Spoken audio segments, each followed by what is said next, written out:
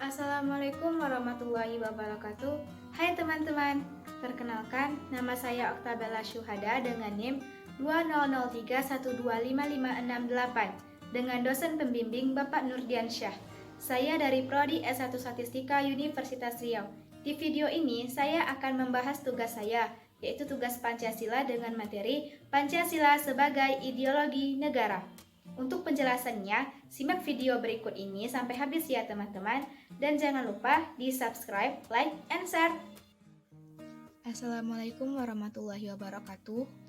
Baiklah, di video ini saya akan membahas tentang materi Pancasila sebagai ideologi negara. A. Pengertian ideologi. Ideologi merupakan gabungan dari bahasa Yunani, idios dan logos, yang berarti tujuan, cita-cita, sudut pandang, pemikiran, dan pengetahuan. Ideologi merupakan seperangkat ide atau keyakinan yang menentukan cara pandang seseorang untuk mencapai tujuan dengan berdasar kepada pengetahuan. Ideologi Pancasila merupakan kumpulan nilai dan norma yang menjadi landasan keyakinan dan cara berpikir untuk mencapai tujuan dengan berdasar kepada 5 sila dalam Pancasila.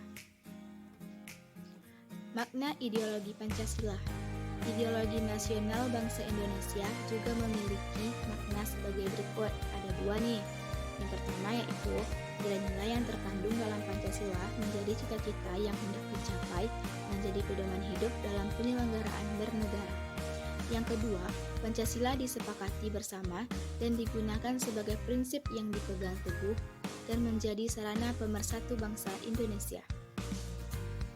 Nah, nilai-nilai ideologi Pancasila yaitu Pancasila memiliki 5 sila yang memiliki nilai ketuhanan, kemanusiaan, persatuan, kerakyatan, dan keadilan. Nilai-nilai ini menjadi dasar untuk hidup berbangsa dan bernegara. Nilai-nilai tersebut ada dua, yaitu objektif dan subjektif.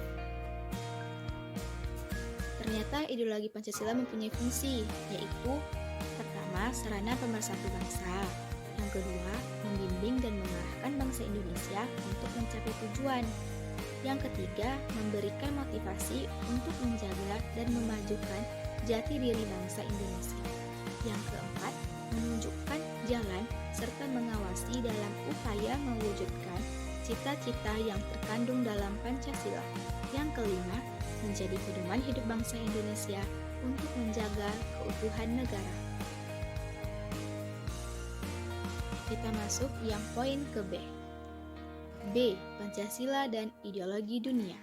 Pengertian ideologi. Idea yaitu gagasan, konsep, pengertian dasar dan cita-cita. Dan logos yaitu ilmu. Pancasila di antara ideologi negara ada 5 poin. Yang pertama, politik hukum. Yang kedua, ekonomi.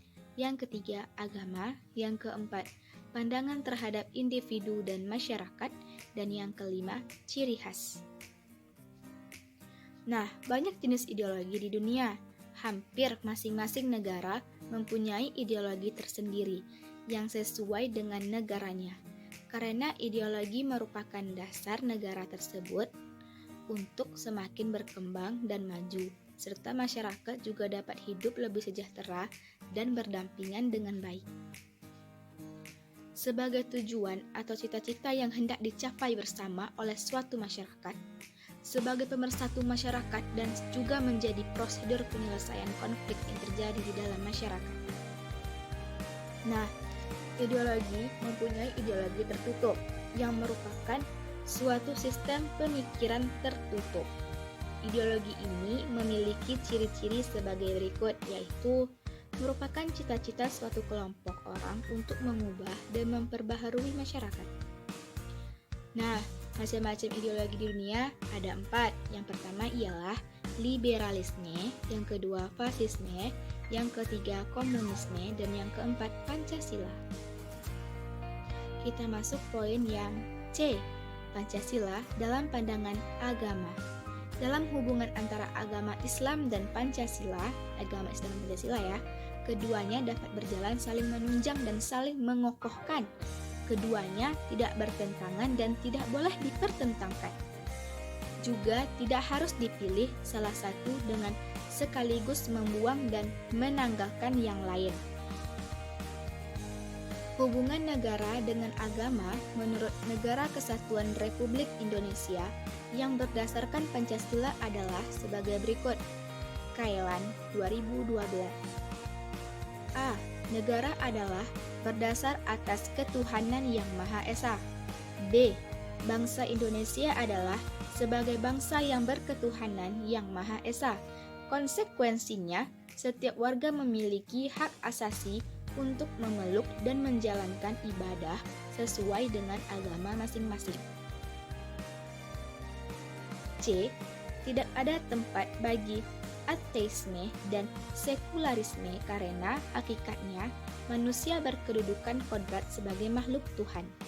D. Tidak ada tempat bagi pertentangan agama, golongan, agama, antar dan inter pemeluk agama, serta antar pemeluk agama.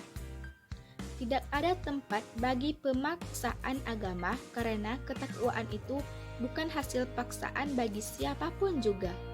F. Memberikan toleransi terhadap orang lain dalam menjalankan agama dalam negara. Nah, Pancasila sebagai ideologi dan dasar negara sebenarnya memiliki keselarasan dengan ajaran Islam sebagai agama mayoritas penduduk bangsa Indonesia.